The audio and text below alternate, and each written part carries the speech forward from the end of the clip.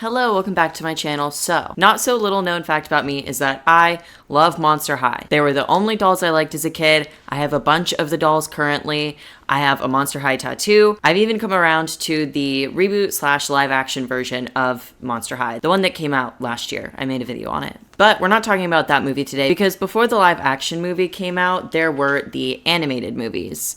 I had so many of them on DVD growing up. We got some iconic titles like Ghouls Rule, Why Do Ghouls Fall in Love, Fright On.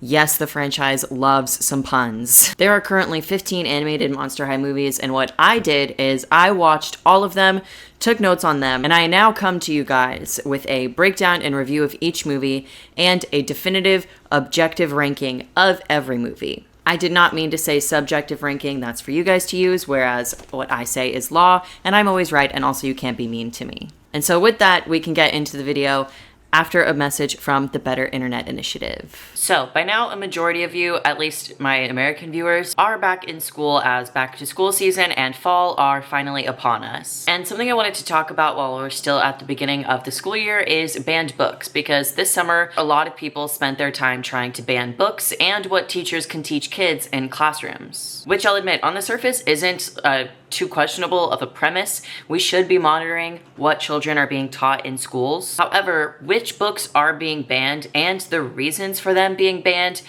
are pretty questionable. For example, some books being banned are To Kill a Mockingbird, 1984, books about Martin Luther King and Anne Frank. My girlfriend and I actually went to Barnes & Noble last week and they had a display of banned books, and some of the titles there, I wasn't aware that some of these books were banned, and I was so confused when I saw them there, like confused as to why they could be banned, such as The Hate U Give by Angie Thomas and Speak by Laurie Halse Anderson, both of which I have read and seen the movie adaptations for, and in my personal opinion, they have no valid reason to be banned. But hey, gee, I wonder why a book about standing up against police brutality against Black people, or a book about a girl working through and coming out about her trauma after being raped would be banned. And actually, looking at a list of the 50 most banned books in America, an overwhelming majority of them are just books that contain gay or trans characters, or discuss racism and the mistreatment of Black people, or books that detail the societal mistreatment of women. I really wonder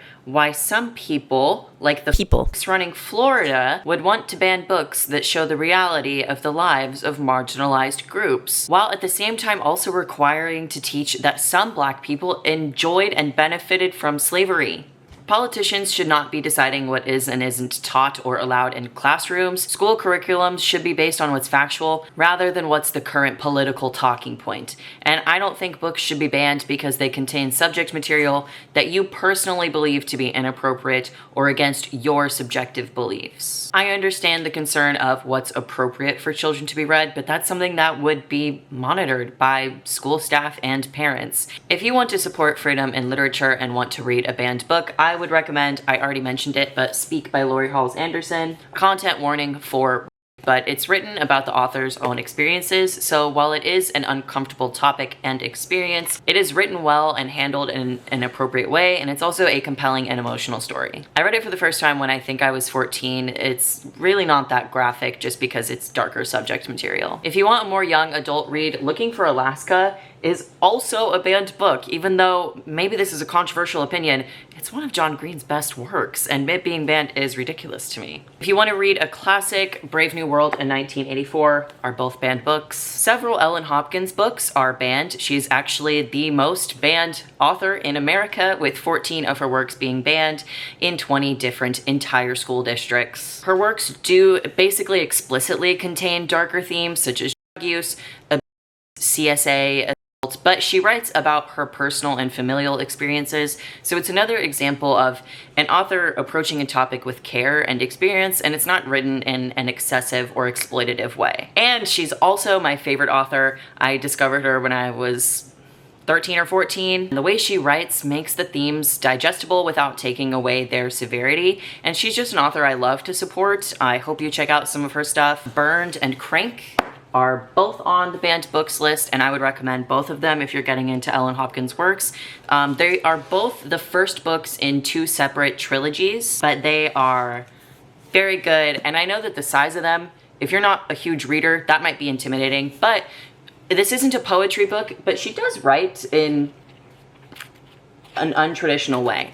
I can get through like 2 of these books in a day. I used to in high school. I have, I think almost every book she's ever written. But yeah, that is my little rant for you. Support authors, read banned books. I have so many banned books. And keep politics out of classrooms. Okay, thank you, bye. We will be going over the movies in order of release, starting with Monster High: New Ghoul in School from 2010. This one is more of a web short. It's only 23 minutes long, but it is considered a movie, like on IMDb and online. It is considered the first movie, so I am counting it, okay? It's important. It's the first one. We have to talk about it. The premise of this movie is that Frankie Stein is the new girl at Monster High, and she's trying to navigate school and just life in general because she's only 15 days old, because she's the daughter of the Frankenstein monster. She tries to follow the guidance of popular teen magazines, but it keeps backfiring, and throughout the movie and the failures that she has, she learns the hard way that she should be herself instead of trying so hard to impress others. And she makes it right with her new friends, and all ends well. That is a pretty short synopsis, but don't worry, because the further we get, the more elaborate the movies become, so you might want me to like talk less as we go on, but I'm only going to talk more, okay? This short little movie is iconic, but it's also a great starting point for the launch of a cinematic universe, especially one for mainly tween girls. The use of Frankie as the main character we follow allows for the main character to be relatable to the audience, as well as teach them a lesson. For example, to be themselves, or don't lie to try to impress people. Good things we should be telling, tweens and predominantly girl tweens. But also anyone can like Monster High, that's the point of Monster High, but it is predominantly girls. But anyway, on top of that, the animation and cinematography is genuinely really good for what it is. There's a lot of creativity in the animation that help break apart the monotony of a straightforward 2D project. The music is good. The special outfits, every movie has like 1 or 2 special outfits. This movie's special outfits were fine, not the best. All around though, it's a pretty good introduction to the franchise if you're a movie watcher only, and the project holds up to this day, I would say. So with that being said, we move on to movie number 2, 2011's Fright On. Tensions are rising at Monster High as the student bodies of 2 separate private schools, the Vampire Academy and I think it might just be called Werewolf Academy as well. Very original names, but an all vampire school and an all werewolf school have to temporarily go to Monster High as a social experiment, basically ran by the headmaster of Monster High. But there's tension because outside of Monster High, monsters don't really interact with other monsters from their species. That's why they are vampire and werewolf only schools. Monster High is the only school of its kind in this universe where monster species can really co-interact for the most part, other than being in public. But anyway, so the Ghoul Squad, and when I say Ghoul Squad, I am referring to Draculaura, Frankie, Claudine, Laguna, and Cleo, who I do not have dolls for. And Ghoulia isn't always included, but a lot of the time she is part of the squad. She's not OT5 though. OT5 is Frankie, Draculaura, Claudine, Cleo. Who the fuck am I missing? Laguna. So, Ghoul Squad has been chosen to be the welcoming committee for these new students. So it's basically up to them to try and end the beef between the werewolves and the vampires. While that's going on, they also have to solve a side plot mystery after one Mr. Van Helscream arrives at the school. I think he's on the school administration or the board or something. He comes to the school with his own secret evil agenda to keep monster species separate as assurance that monsters and humans stay separate. So he's basically sabotaging the Ghoul Squad's work of unity. Really nice. So while that stuff is going on, there's also Claudine and Claude's younger sister, Howleen, and her struggle to find her identity as a new student at Monster High. She's getting pulled into the vampire-werewolf turf wars. It's kind of bad. And on top of that, the werewolf and vampire tensions are also putting a strain on Draculaura and Claude's relationship because they have, vampires talking in her ear, werewolves talking in his, being mixing species is yuck. Ultimately, the ghouls work together to show the werewolves and vampires that one isn't better than the other just because of their differences. They're all monsters, and monsters can all be friends with each other. Don't judge a book by its cover. Monster High is a safe space. And it ends with a big party between all the monsters, which we'll come to learn is a MHMCU staple. Okay, they love a big party at the end of these movies. This one is fun, and it is very Twilighty. They know their audience. They actually make a nod to Twilight in a later movie. So the outfits in this movie are an upgrade from the first movie, and there are actually two special outfits for this movie, one of which is I believe it was called Creepover, which was like one of their first special collections of the dolls. I had the Frankie one, my cousin had Draculaura, but that one was in this movie, and I was like, oh my god, that's amazing. And then they also had special outfits for this graveyard party. Those were pretty flame. Anyway, this 46-minute long movie tries to tackle like 4 separate side plots and 2 different moral lessons. And you know what? It succeeds. Granted, there's the obvious like cartoon logic. You just have to ignore like how Van Helscream didn't see Frankie leaving the headmaster's office less than a second before he got to the door. It's a monster like school cartoon. It can't work if we take it seriously. And trust me, these movies start to get very unserious. This is a great follow-up to the first movie, and while it does pack a lot into itself, it works, and it's very entertaining. The third movie is the one and the only Why Do Ghouls Fall in Love from 2012. Oh. Let me talk about this movie, okay? There's trouble in paradise with the Ghoul Squad. Cleo and Claudine, Cleo not being present. Y'all, side tangent. I need to talk about why Laguna and Cleo aren't present. I was in a fucking bidding war for these dolls. In the box, Scarus City of Frights, Cleo and Laguna set. I won. I got it. I kept them in their box. And then I don't remember why. I think I was cleaning the office in my old apartment.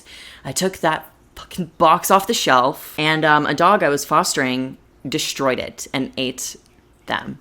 I came home and there were just limbs and clothes on my living room floor. So that's why I don't have a Cleo or a Laguna doll. Anyway, there is trouble in paradise with the Ghoul Squad because Cleo and Claudine have put the task on themselves to plan and throw Draculaura's sweet 1600 birthday. Claude, who, if you don't know, Claude is Claudine's brother on top of being Draculaura's boyfriend, okay? So Claude struggles to find the perfect birthday gift for Draculaura because what do you give the ghoul that has everything, right? That's his struggle. Draculaura then has a ghost from the past return, which causes turmoil in her love life. And while that's going on, Laguna and Gil, Laguna's boyfriend, aid Ghoulia in finding her perfect match so she can go to the like Sweet 16 with a date. So there's that, right? Basically, the conflict arises because Toralei is trying to meddle because she wasn't invited to Draculaura's party because Cleo and Claudine were like, why the fuck would we invite you? You torment Draculaura. You're not coming. So she's like, okay, fine. She calls up this guy, Valentine, who is like Draculaura's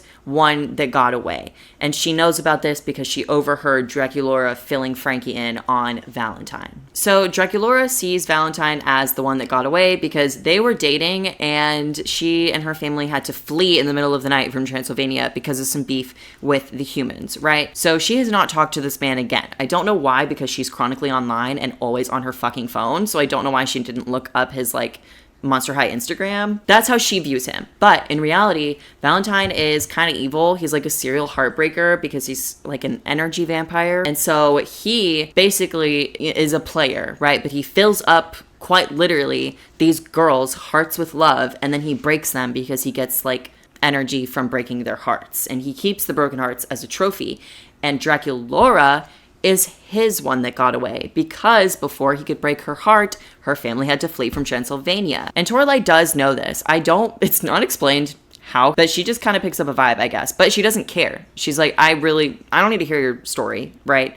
I just want to go to this party. If it's benefiting me, great. I don't need to hear about it. So that's where the conflict arises, right? Toralei, I haven't been holding her up. Well, I haven't been holding her up because her hair is a fucking mess. Toralei is basically the source of conflict in this movie. This is such a good one, okay? There is like only 1 or 2 others that are as enjoyable as this one, in my opinion. It was peak then, it's peak now, okay? We do get a new animation style with this movie. The first 2 are like a flatter animation, and this one is 3D animation. And this animation style is going to be like the standard animation style until the last 2 movies. So we get that. We also get an introduction to the direction that these movies are going to start to go to, which is a bit more campy, much more character and world building focused. Because in the first 2 movies, the girls do have their own personalities, but they're mainly used as like tools to teach that like moral lesson, right? Over time, the moral lessons become less heavy-handed and at some point just non-existent as we focus on the girls. So yeah, this movie is just like the starting point in the direction we start to see these movies going in. In this movie, there's a montage of all of the main girls' daydreams, which I personally really liked. And they also mess around with some different character pairings for the first time, like Cleo and Claudine,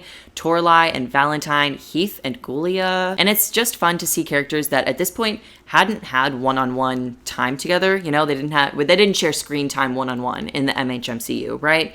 Up until this point. So it was fun to just see them playing with these pairings and different personalities, you know? Deuce also gets more screen time. Deuce is Cleo's boyfriend.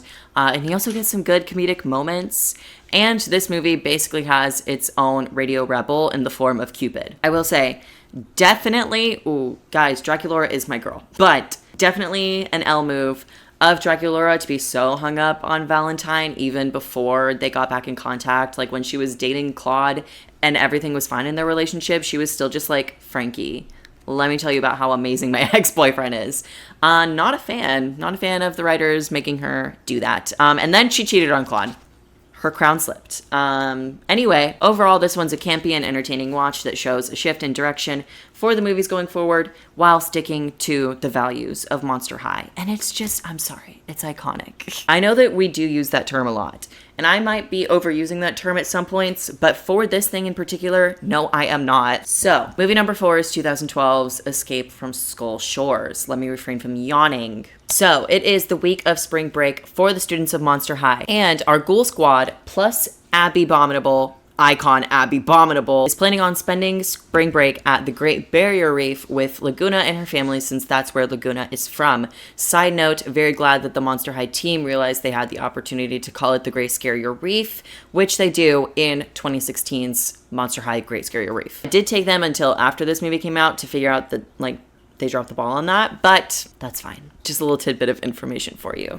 Continuity error, if you will. There's a side plot of Laguna's boyfriend Gil being scared to meet her parents and being scared of the ocean. And when they're on their way to the reef, as Laguna is explaining to Gil, like, there's nothing to be afraid of in the ocean. Don't be scared. Their ship then gets attacked by a kraken. They have to ride on like Titanic style, like on a piece of driftwood, until they are rescued by P.T. Barnum knockoff. I don't remember his first name. His last name was Farnham. He wants to kidnap the girls and use them for a freak show to make a ton of money. So Frankie is the doppelganger to an old scientist person. And so Farnham takes the girls to Skull Shores because that is where there is an elusive beast that lives there that Farnham wants to capture, also for the freak show, of course. So he uses Frankie as bait because he knows that she looks like the scientist. He uses her as bait because that's what the tiki people who live on Skull Shores did to the scientist lady. They offered her so the beast would like stop terrorizing the island. So this movie is like a Beauty and the Beast knockoff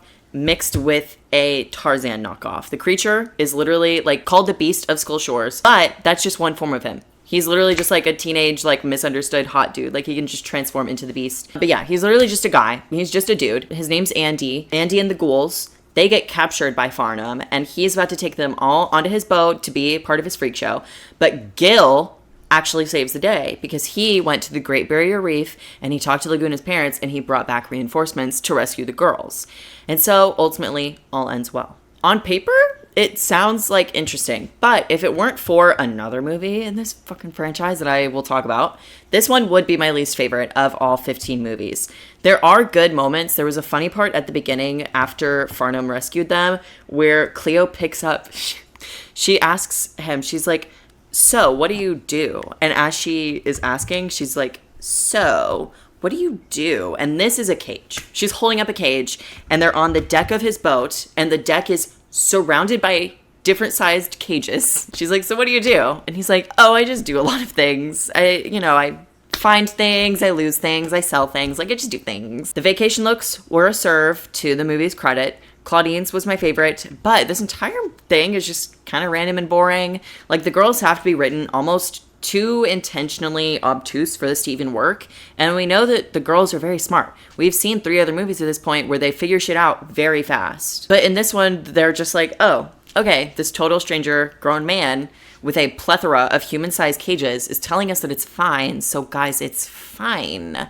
It's fine. The statues on the island that look exactly like Frankie, I'm sure that's normal and fine, guys. Oh, and on another note, I did not care for the Gil, like his, pussy to like strongman side plot. Gil, listen, there are like 3 cool male characters, and one of them is like 50-50, okay? Gil is not any of those 3, right? So he's fine as like the no lines to few lines boyfriend if he has like something like a funny, like non-consequential thing to say, right? But at least at this point in the franchise, we don't know enough about him or like him enough to root for him. So it was kind of a setup for his first in movie storyline to be one where he's pretty unlikable and whiny. And on top of that, it's also just like the most uninteresting part of the movie. And just with all that being said, overall, the movie is just the least interesting of them, at least at this point in the franchise. That changes, but at this point in the franchise, this one's the least interesting, okay? It's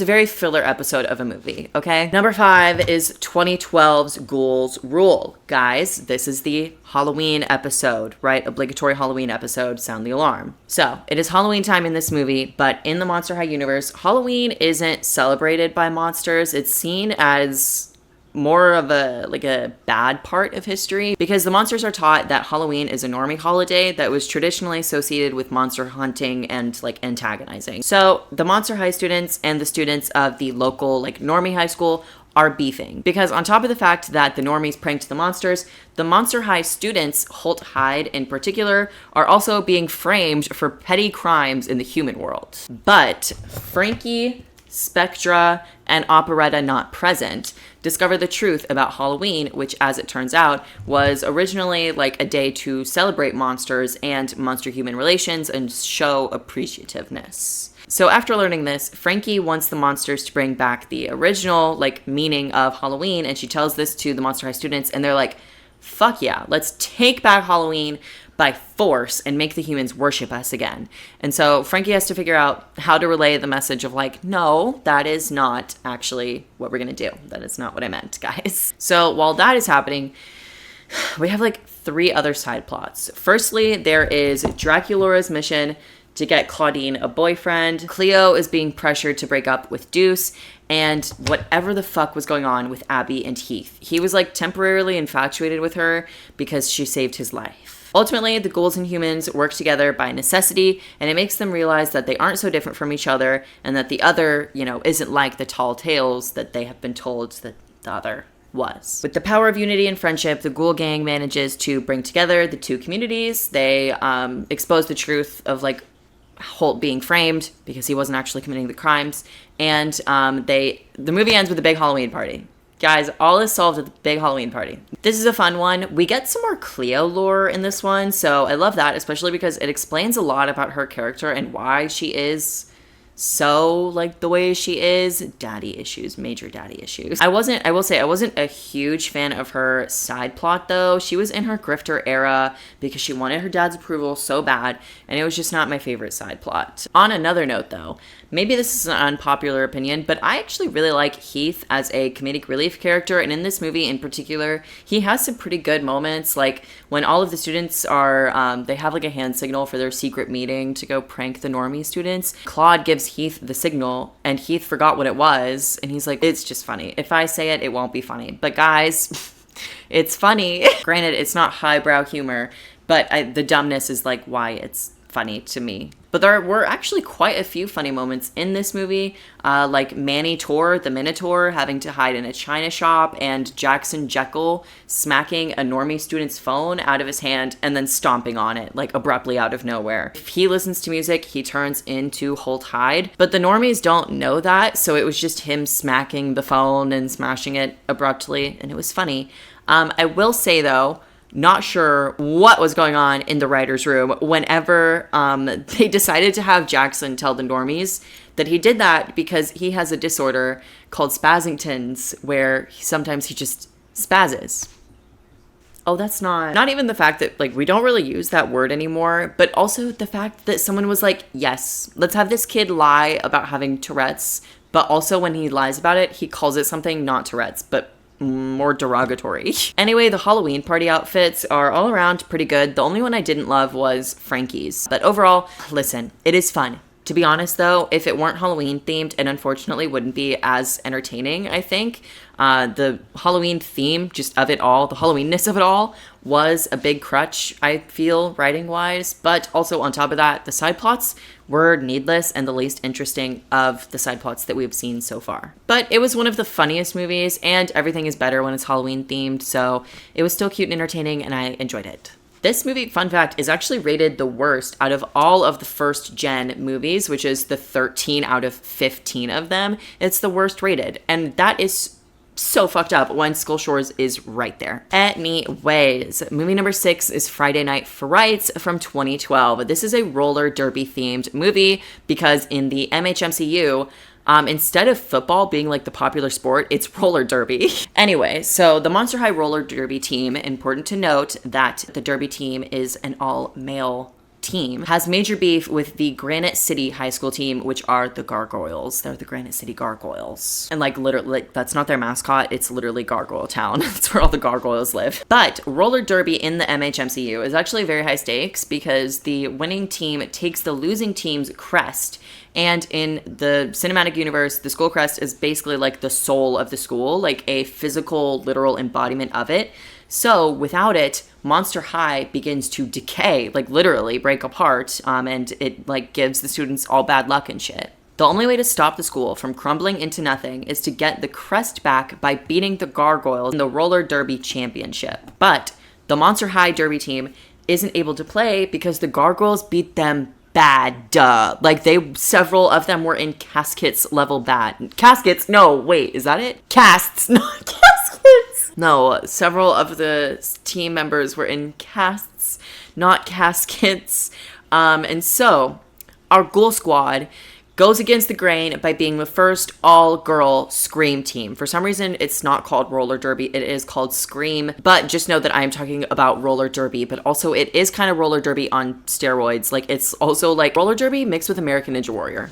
So, while this is happening, we have the side plot of Ghoulia investigating the initial game that Monster High lost to Granite City to find evidence of the Gargoyles cheating in order to win. But while examining, like, the track, she is finding pieces to put together Rebecca Steam, a legendary Scream player and the first girl Scream player. So with Rebecca's help, the girls learn how to play Scream and how to be true to themselves. And as they start to succeed as a team, the world learns that girls are just as capable as boys. They win the championship.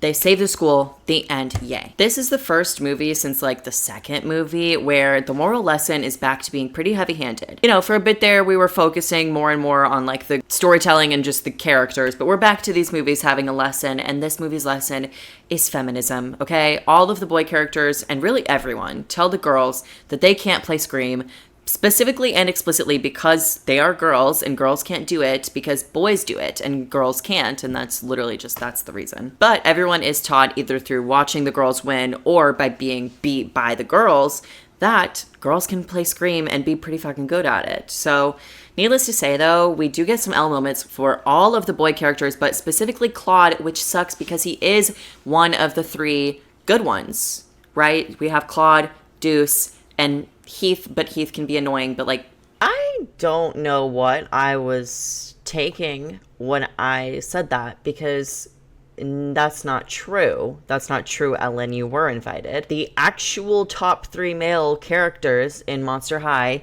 goes as follows. Number 1, Deuce, obviously. Number 2, Claude, obviously. Number 3 is Holt. And Jackson. They can both take number 3. But like, monsters. Holt is the third one. Heath was, listen, he can be funny. He also pisses me the fuck off. He also major L in this movie. But Claude takes the bigger L because it makes sense coming from Heath. Claude though, but yeah, Claude kind of sucks in this movie, at least for like the first big part of it. He's like red-pilled. He was on the Scream team initially. So he's kind of bitter that he can't play. And he's like, well, girls can't do sport. This is boy sport. He also tries to guilt Draculaura by being like, no, it's not because like you're a girl. It's because I'm just so worried about you. And then he also was like, but I'm going to ban you from playing. He does come around, but still L moment for sure. There's also a pretty major continuity error in this movie because they introduced 2 new characters, Rebecca and Rochelle Goyle. They are both written as if they're being introduced for For the first time, we've never seen them before. We have no idea who they are. Thing is, though, we do. They have both been in the past 3 movies. Granted, they were like, you know, minor characters, but they were definitely there, and they have distinct character designs. So it's not a serious, like, complaint. I don't care that much about the continuity of, like, a child's movie franchise, but it is funny for, like, a big air of mystery to be put around, like, who are these people that we've never met before, we've never seen them before. And then it is 2 people that we, in fact, have seen before. But regardless, I think this movie is great. In my opinion, it is one of the best in the MHMCU. The outfits are fucking great. Cleo, Draculaura, and Ghoulia's like skating outfits being my favorites. The movie was entertaining. It had cute moments. It teaches young girls to believe in themselves. This one it's an all-rounder. Next up is Scaris City of Frights from 2013. So, Claudine, high fashion Twitter girly. This is a high fashion Twitter user, right? She is a fashion girly and she wants to impress Monatella Ghostier, the world's biggest fashion designer. She is like fucking Devil Wears Prada, Miranda Priestly. She's like Miranda Priestly, but French. She is also Claudine's idol. And after a video of Claudine's self-ran fashion show goes viral online, Monatella sees the video and invites Claudine to Scaris to compete to be Monatella's next apprentice. So, the ghouls, plus Rochelle, who is from Scaris, and Toralei, who snuck on the plane, go to Scaris for a week. And during this week, Claudine has to compete with 2 other girls to be the apprentice. While that's happening, Frankie and Ghoulia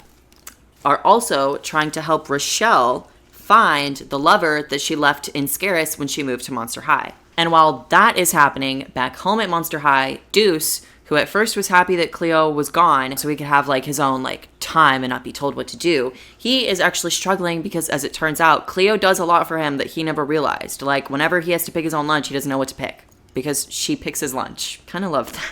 I would do that for you. If you were like, I don't want to think about anything ever, I would do that. Breakfast every morning. You do that.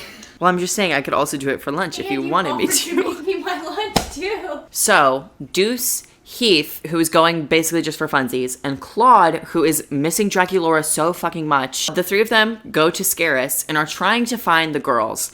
I don't know why they don't text. They don't. They have to wander the streets of Scaris, trying to find their girlfriends. But back to the girls. Claudine is having an inner conflict because the way Claudine designs fashion and the way Monatella wants her to design are very different. So she has to choose between her artistic integrity or the approval of her idol. And while that's happening, the search for Rochelle's boyfriend comes up with him being locked in Monatella's dungeon because he is her old apprentice and he has been doing all of the designs that Monatella has been releasing and claiming are like her designs. The girls find out about this and then Monatella ends up locking them in the dungeon, but the boys end up rescuing them. And once they're out, Claudine teams up with the 2 other girls that she was competing for the apprenticeship for. They hijack Monatella's show and they show Claudine's designs as she wanted to design them to prove herself as a designer. The people love her designs, the boys get to express their love to their ghoul friends, and Rochelle gets her boyfriend back. All ends well, the end. Overall, I don't have too much to say about this one actually. I think for the potential they had within a fashion-focused Paris-based movie, the ball was dropped in the fashion department. They could have just done more. There wasn't a huge focus about actually creating fashion. We don't get to see that many unique looks. Though, like, the special outfits for this movie, the Scaris outfits that the girls wear are good. But Claudine's designs... Anyway, there were some things I really liked, like Ghoulia just secretly having these hidden uncommon talents that she has to show off in the streets of Scaris for money to fix her moped. But other than that, this movie was a bit of a letdown for me. It's not bad, and it is still enjoyable. It's just not one of the best. Hello, this is a halfway checkpoint. If you're hearing this, that means that you have made it halfway through the video. And if you've made it halfway through the video, I would hope that you liked it. So if you do, go ahead and like the video. And also subscribe to me, because I worked really hard on this. Next up is movie number 8, 13 Wishes from 2013. It is back to school season at Monster High, and on the first day back to school, the ghouls get roped into detention because they didn't do anything. Honestly, it's Howleen's fault. They were literally just at the scene of the crime. But the ghouls plus Howleen get detention. And while they're in detention, it's not just like sitting at a desk detention. It is cleaning this fucking room full of artifacts detention, right? So while they are cleaning, Howleen rubs a lamp, and it is a genie lamp. The genie is named Gigi, and she tells Howleen that she has 13 wishes, but she advises against using them for selfish purposes because all of the wishes have like a darker side to them. So yeah, Howleen has a genie named Gigi. Say that fucking 5 times fast. Genie named Gigi. Anyway, she has a genie, right? While that's going on, Jackie Laura is helping Abby in her run for student body president. And while that's going on, Laguna and Gil are on the rocks yet again because Pussy Boy won't stand up to his parents who don't like Laguna because they are freshwater and Laguna is saltwater. The main conflict arises when the genie's evil shadow named Wisp convinces Howleen to use the wishes for selfish reasons, which Gigi warned against. Wisp gets into Howleen's head bad, to the point that Howleen actually wishes that Claudine would disappear, which puts Claudine in the lamp, and it replaces her in real life with a shadow version of her who dresses like the same but in a darker color scheme.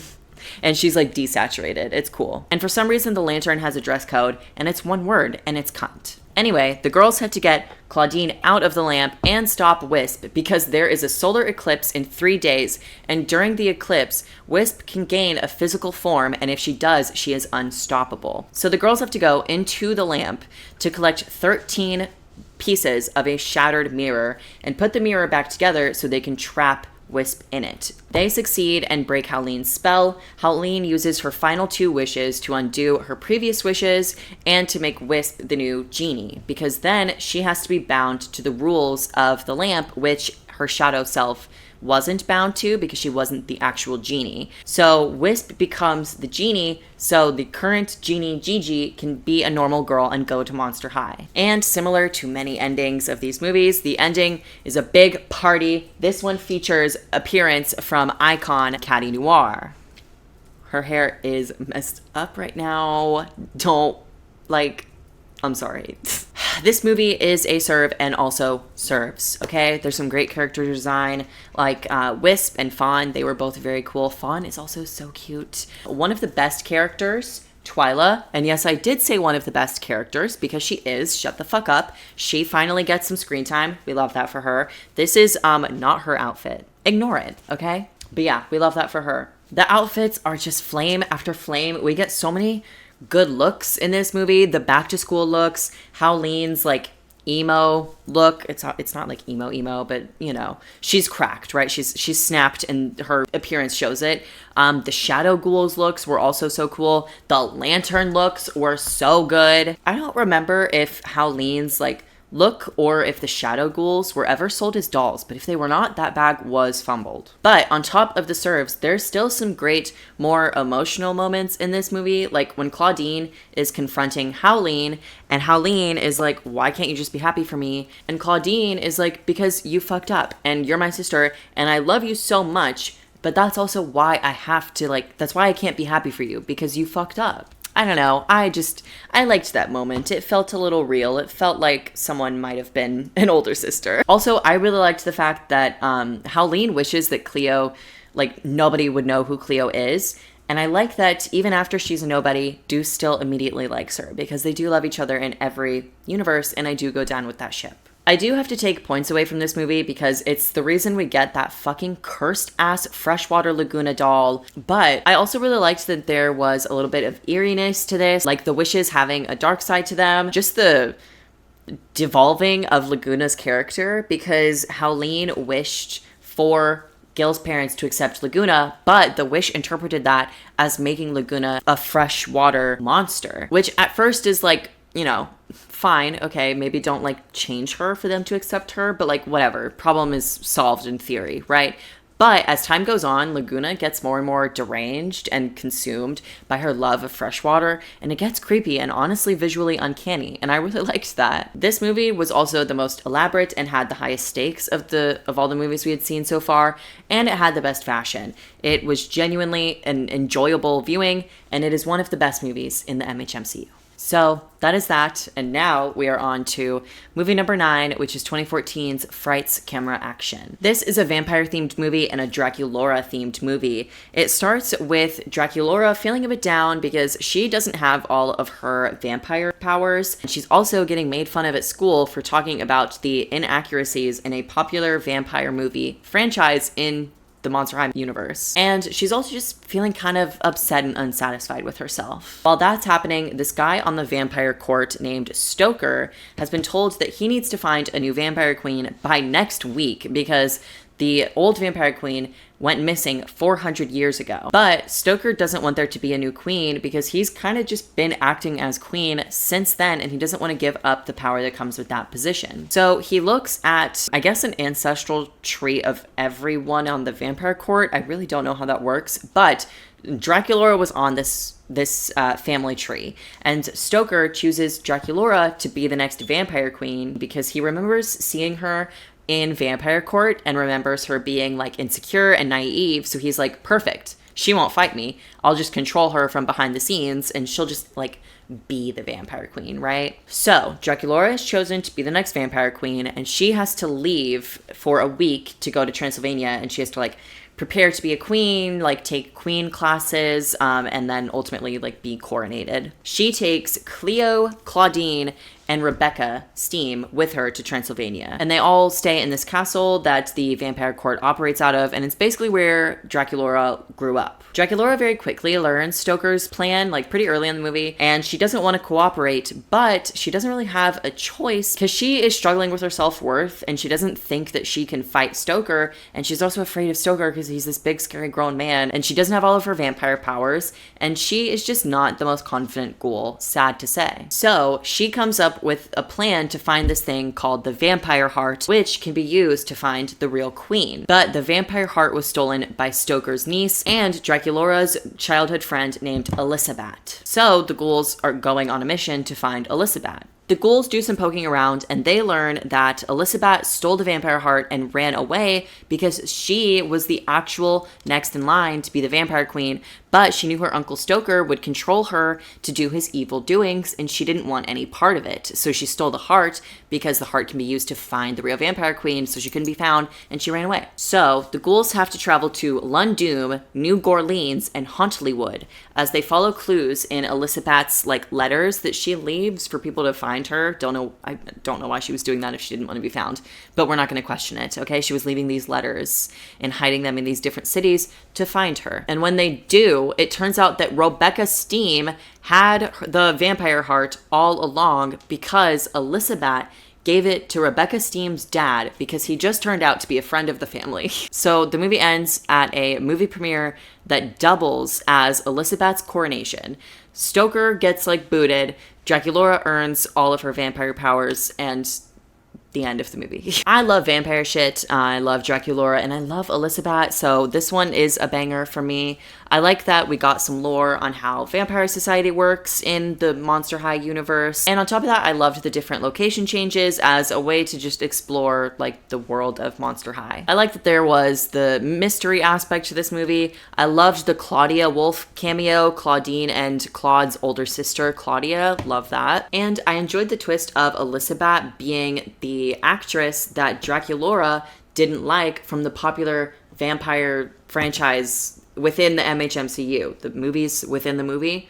The main actress in those was Elizabeth, disguised as just like a movie star because she had always wanted to act. I will say though, I wasn't a huge fan of Hoodoo replacing Heath as the comic relief male non-love interest character for this movie. Heath is obnoxious, don't get me wrong, right? But sometimes he is actually funny, whereas in this movie, Hoodoo's cluelessness was like supposed to be the joke, which is humor I just don't really enjoy, but that is obviously a personal opinion. I don't think I explained that as best as I could, so to specify, Hoodoo is like Olaf. He's like an Olaf type in the sense that his cluelessness isn't like his cluelessness actually causes trouble for the main characters. And it's just like one of those things where it's like, aw, isn't he so dumb and cute? But it's like, no, he's actually annoying. That's what I meant. I hope that makes more sense. I can't lie. It did take me a bit to get into this one. I couldn't really see where it was going at first, but once I did, I enjoyed it and I thought it was super cute. Next up is Freaky Fusion from 2014. It's Monster High's 200-year anniversary, and there are 4 new students at Monster High. The tea about them is that they're hybrid monsters, meaning that their parents are not the same kind of monster. Hybrid monsters aren't common, so it is a big deal, kind of. They're like the talk of the school, right? But back to the 200-year anniversary. Because of it, the ghouls have to do a project on their scaritage. And this is where we get the side plot of Frankie's mysterious scaritage, because she is at risk of failing the project because she doesn't know anything beyond herself and her parents. Her parents don't tell her anything like beyond them, not even about her grandfather. But back to the hybrids. Sorry, I know there's a lot of jumping back and forth. These side plots really don't interact at all. It is just a lot of jumping back and forth, okay? Back to the hybrids. They are building a bad reputation at Monster High because they come off to people as rude and standoffish, but in actuality, they just keep to themselves because they're so used to being bullied that they don't trust when people are nice to them because they think it's a trick. So while that's going on, the ghouls are helping Frankie look into her grandfather, Victor Frankenstein. And while they're looking around Rebecca's dad's workshop for clues, because Rebecca's dad's old as fuck, right? He was around for the building of Monster High. He was a teacher there. So he probably knew Frankie's grandfather, right? So while they're there, Toralai's there too. Sorry, I forgot to mention that. Toralai is also there. Menace of the fucking millennium, Toralai pulls a random lever and it turns on a time machine, and the ghouls go back in time to 200 years ago. So while they're back in time, Frankie meets her grandfather, but it's not revealed yet that he's her grandfather. It's not revealed till the end. We know it's his grandfather, okay? We can just tell. And they're there, they're like, okay, guys, we need to be very careful because we could affect time, right? So we need to be careful. They're there, they witness, what Monster High was like 200 years ago, and then they go back to present day. So during the time travel back to present day, somehow some of the girls get fused together, but not their physical bodies are stuck together. They become hybrids. So 2 people are in one body. So Draculaura and Rebecca are one person now. Claudine and Venus are one person. Oh, Venus, you are in this. I didn't pull her off the shelf because I forgot I mentioned her. And Laguna and Genifire, who I don't have a doll of, but I need a doll of Genifire Long. Are you kidding me? They are fused together. So the hybrid monsters, they see that they can trust the ghouls because Frankie is on her, positivity shit, right? That's all she does is she makes friends. So they're like, okay, we can trust these ones. And so they decide to help them adjust to their fused body, at least until they can get, back into their normal bodies. The hybrids just help them emotionally regulate and adjust. And so while that's happening, the ghouls and the hybrids get to know each other better, and they have their stigmas about the other group challenged and proven wrong. While that's going on, Frankie's grandpa manages to figure out how the time machine works, and he teleports to present day.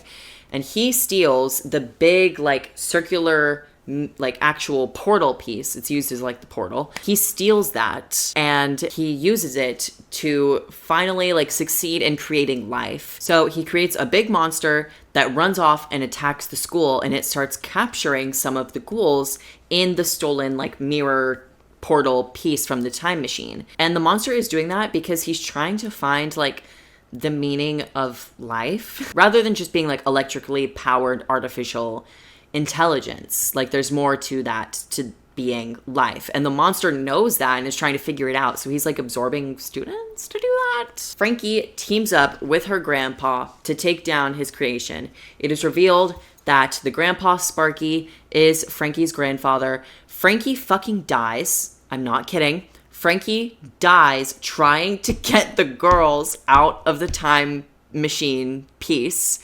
And so Sparky, aka Victor Frankenstein, finally learns how to create actual life, not just the electrical life, by bringing Frankie back to life with the help of Rebecca Steam's dad. Yeah, he's there. He just came through the time machine too. Don't ask how that fucking happened. Frankie comes back to life. Rebecca's dad and Victor Frankenstein go back to their time.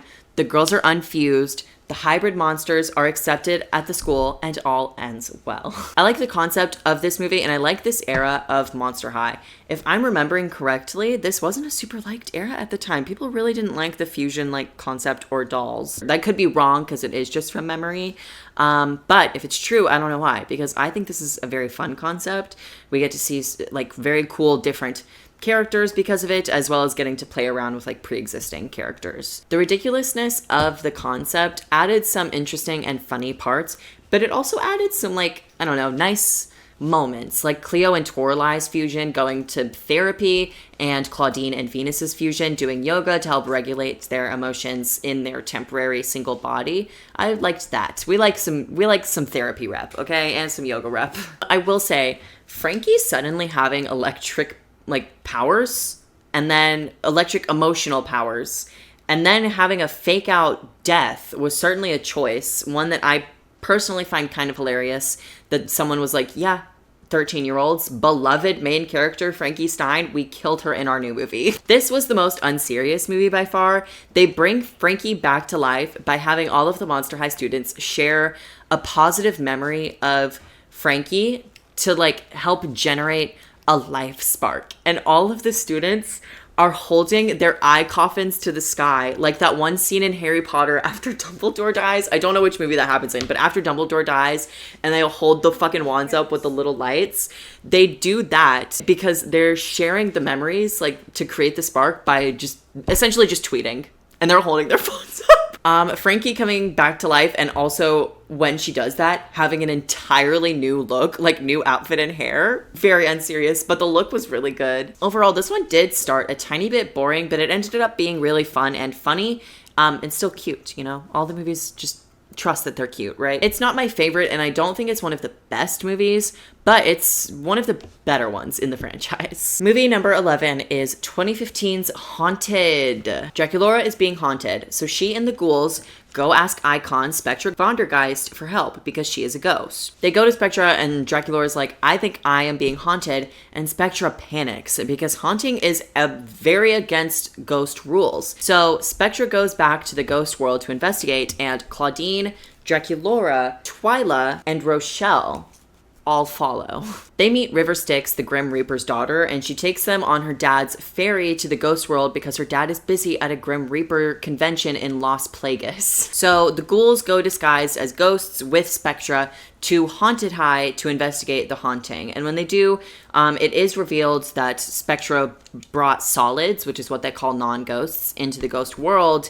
And the principal of Haunted High makes up a rule on the spot that that's not allowed. So because of the rule that she just made up on the spot, Spectra has to stay in the ghost world to work off like her punishment chains. So the ghouls use some of Twyla's dad's work tools because her dad is the boogeyman and he has these different kind of sands that can change him into different forms of monster. So they turn themselves into actual ghosts to go back to save Spectra. And the girl's ghost looks are good.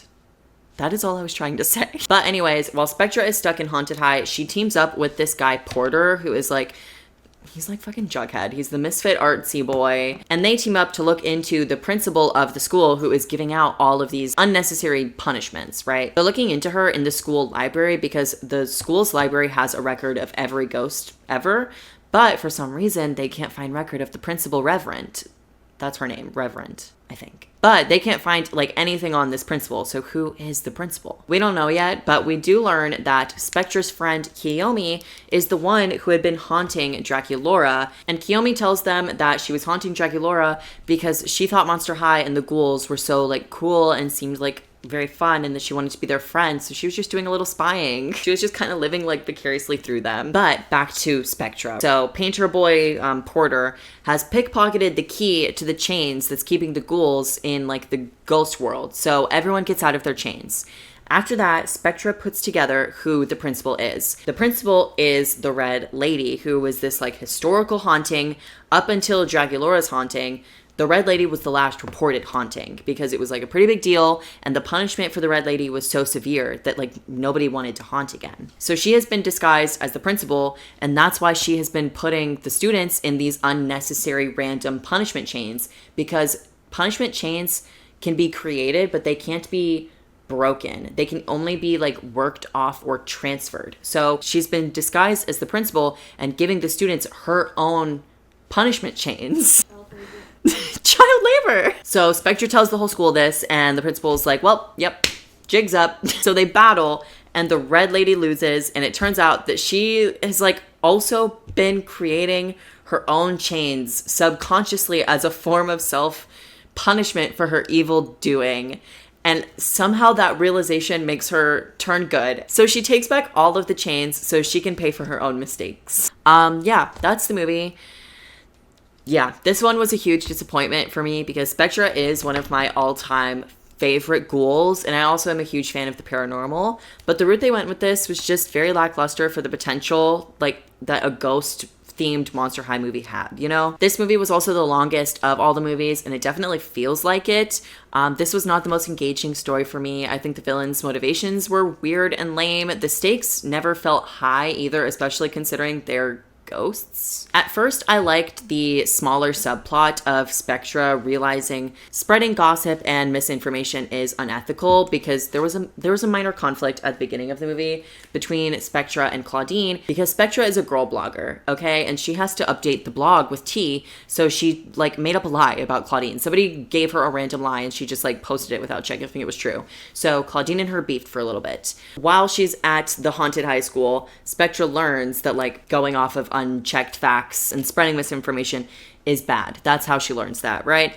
And that's fine, but it becomes this like heavy-handed lesson about not feeding the rumor mill, and it just kind of felt forced to fit into the story where it didn't fit naturally. Like, you could have removed that side plot entirely and nothing would be different about the movie. This one was the biggest letdown, and it might have been on par with Skull Shores, but this one is slightly better because it had better fashion and more interesting characters that just weren't around in the Skull Shores era, like Spectra, Twyla, and Rochelle. So yeah, that one was kind of boo. Speaking of boo, number 12 is 2015's Boo York, Boo York. Guys, okay, heads up. I am only now realizing, as I added the movie poster in to Premiere, it specifically is, it's a musical. I have a section where I complain about how much music there is. Dude, ignore it. So, global superstar in the Monster High universe and fashion icon in every universe, Caddy Noir has mysteriously vanished from the public eye.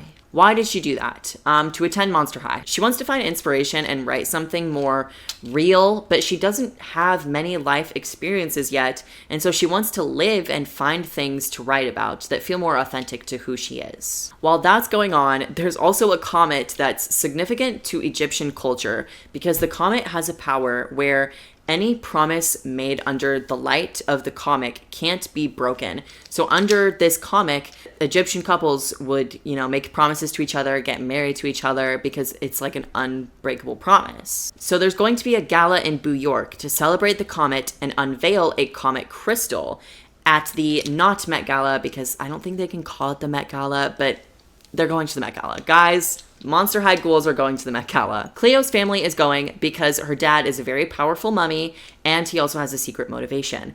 And so Cleo gets to go too. So Cleo brings all of the ghouls, featuring Caddy Noir, Operetta, not present, and honorary ghoul Deuce, because he is one of the ghouls. Nephra brought Menace of the Millennium Toralei. Oh, Nephra is Cleo's older sister, for those that aren't,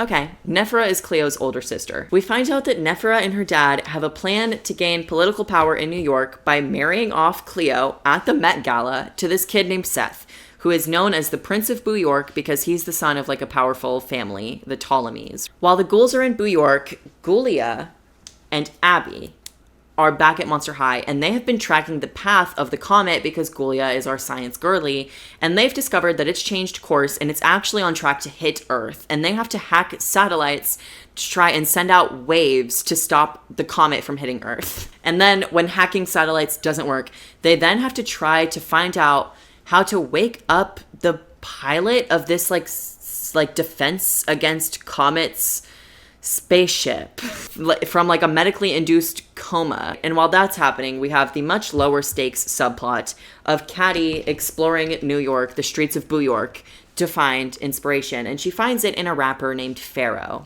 Back to the main plot. Nephra has gotten into Deuce's head to break up with Cleo, and then she gets into Cleo's head to get her to agree to be married off to Seth. Or I guess promised off. They don't call it marriage, but it's very like forced arranged marriage-y. So before they can like conjoin their families under the comet light, Seth is like, no, Mom, you can't take the music away from me. He takes off his mask and it's Pharaoh, Caddy Noir's inspiration, and at this point, love interest. They sing a duet and run away together. But Nephra finds them and somehow uses the comet crystal to take the music out of their hearts, because that's what they bonded over. And that's what Seth is most passionate about. And so without it, he's like, okay, fine, like whatever, life has no meaning, I'll go on with the ceremony. The ghouls get the comet crystal back from Nephra and Torlai. They get the music back into Caddy's heart, and her and the ghouls and Deuce crash the ceremony. They put the power of music back into Seth's heart, and they stop Cleo from having to marry Seth. Pharaoh's mom accepts her son because she's like, oh wow, I guess you really do like music. Fine. Deuce and Cleo get back together. Abby and Ghoulia use the power of music, I guess, to stop the comet. And inside the comet is literally an alien, a musical alien. She gets her own solo, and the movie ends in typical Monster High fashion, a big party.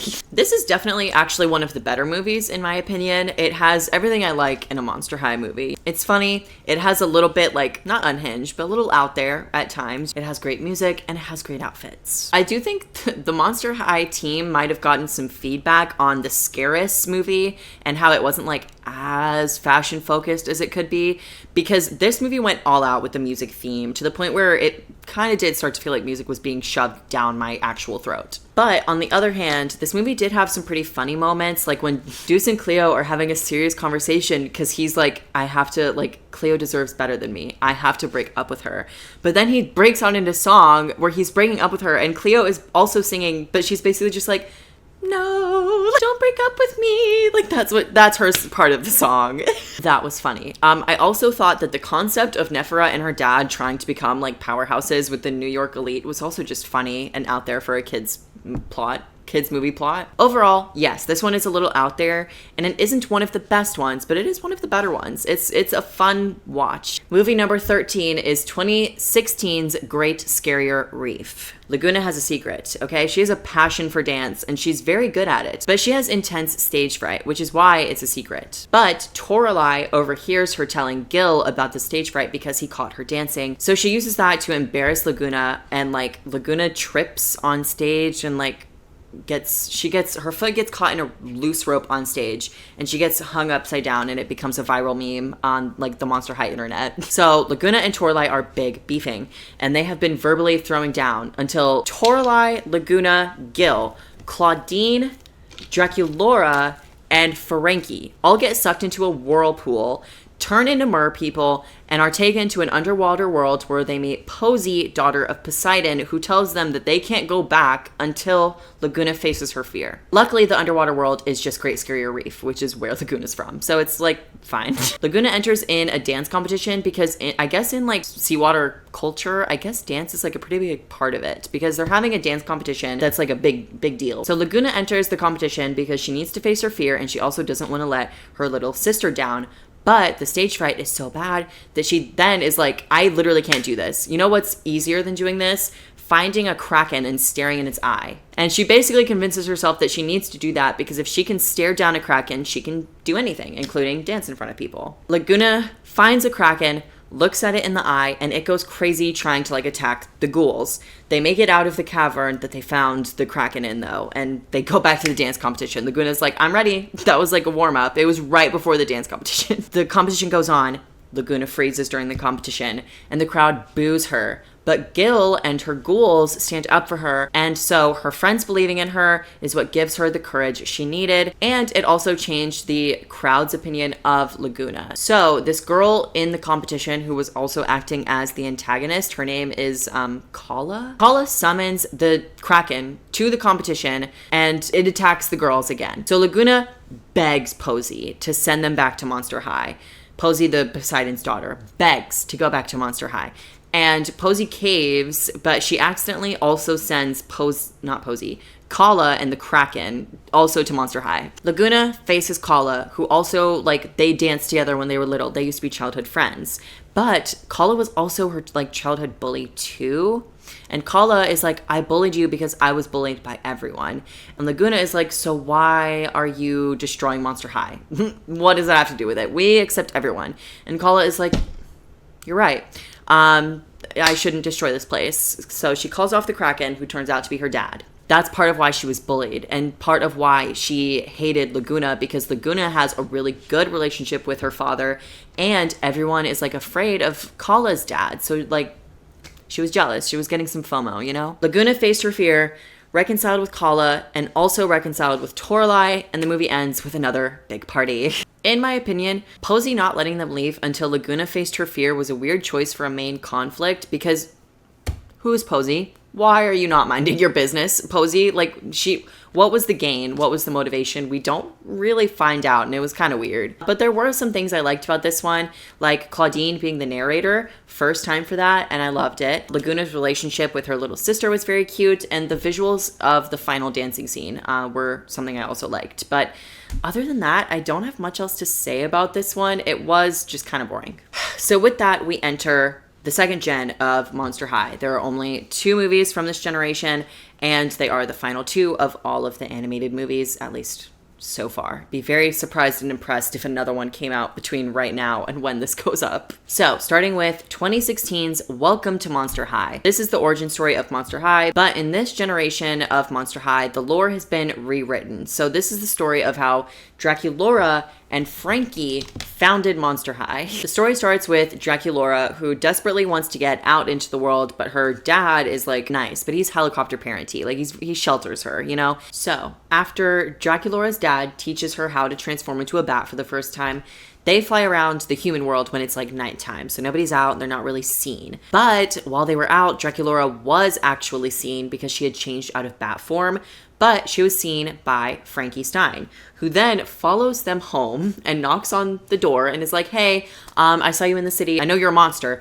and I'm also a monster, and I don't have any friends. Do you want to be friends? And Draculaura's like, fuck yes, I want to be friends. So as they get to know each other, they bond on their shared desire to find a place where they can feel normal, right? And where people like them can also feel normal. So they decide, instead of trying to find a place that doesn't really exist, they decide to just make that place being a high school, Monster High. So the rest of this movie is basically Frankie and Draculaura monster hunting to recruit kids to go to Monster High, because what is a school if it doesn't have students? But there's trouble in paradise, because this mean zombie girl Monica, who doesn't go to Monster High because she thinks it's stupid and she doesn't like Draculaura and Frankie, who are currently running for student body co-presidents. They're not running against each other, they're running as one president, like 2 presidents, but like one team. So just to spite Frankie and Draculaura, Monica runs against them in the election for student body president to a school that she doesn't go to. And during the debate,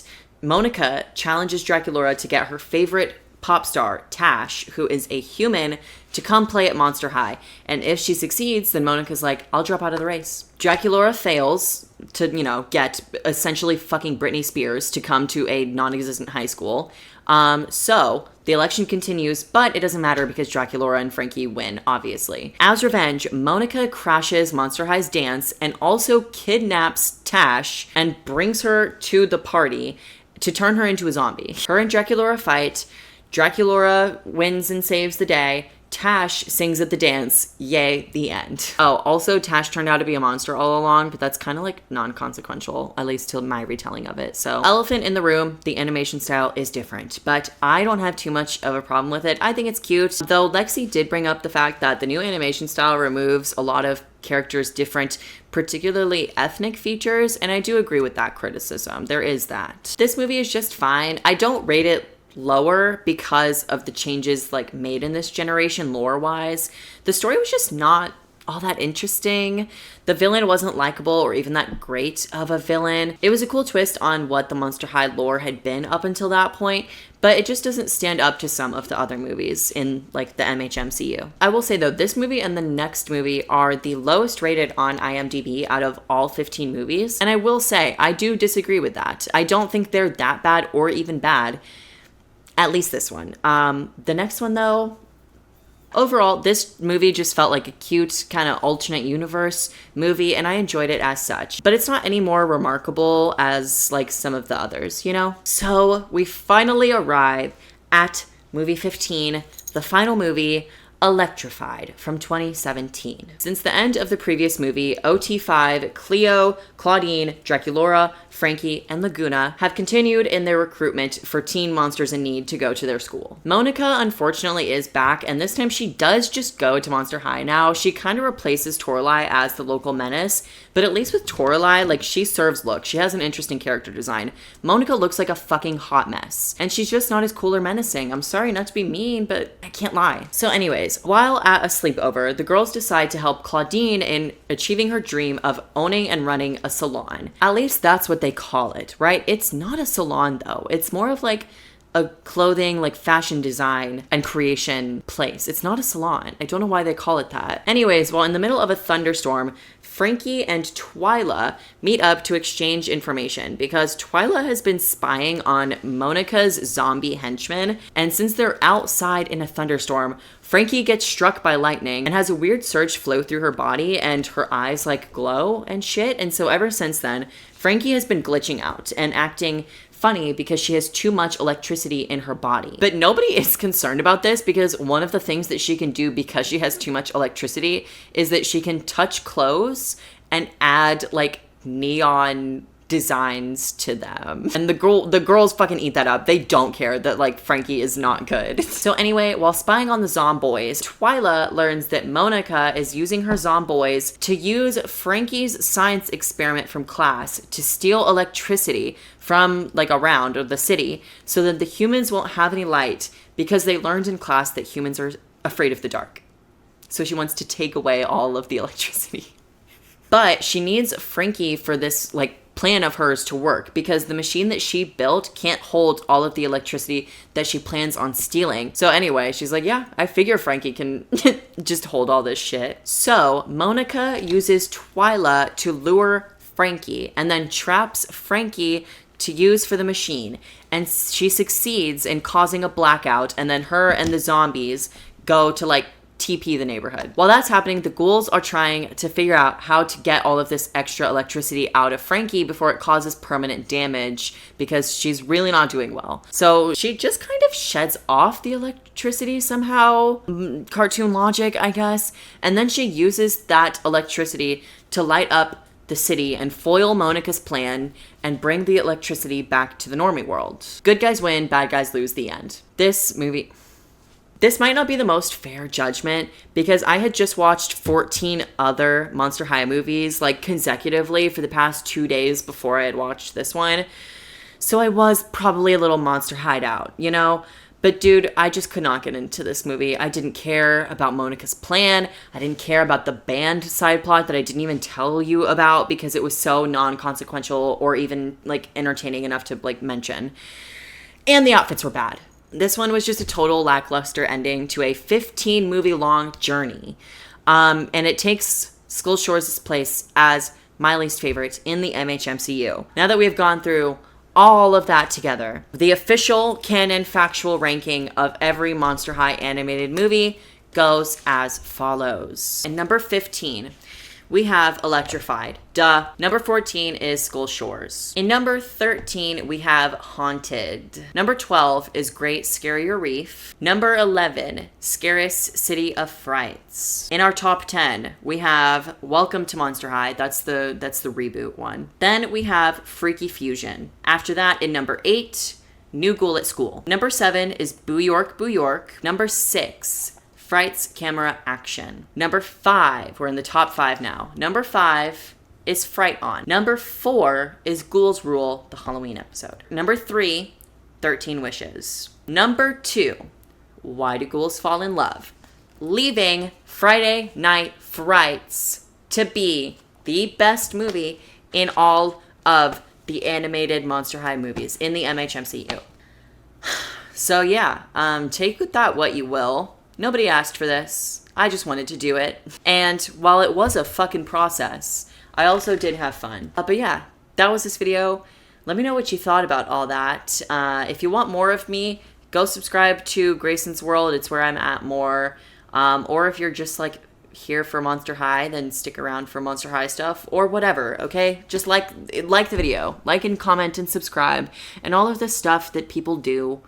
And thank you for hearing me fucking ramble about my favorite childhood franchise. My brain has turned into mush. I've been talking for almost 2 hours. Bye.